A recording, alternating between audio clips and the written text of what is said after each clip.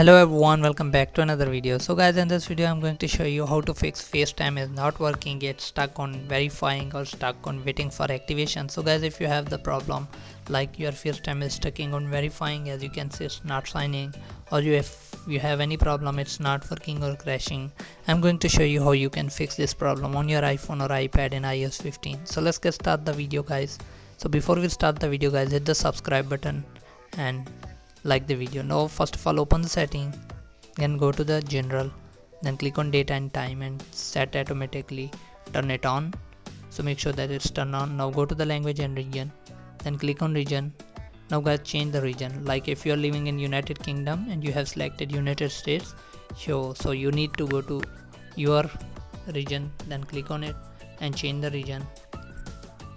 After this guys, the next step is go to your iPhone or iPad storage, then simply search for the FaceTime or find the FaceTime app and click on it. Now click on the offload app and just wait for a few seconds and you will get the option reinstall the app. Then simply guys click on reinstall the app. Now go back to your home screen and just it will take a few seconds to install the app on your iPhone or iPad. Just you need to wait for a few seconds. So guys, now the app is reinstalled. Now go to your FaceTime. Now try to sign in your Apple ID here and let's see if it's work or not. So yes guys, as you can see now it's working. So if you have any problem you can let me know in the comment. I will try to help. Now guys, you can use FaceTime and make a video calls. So thanks for watching guys. See you in the next video. Peace out.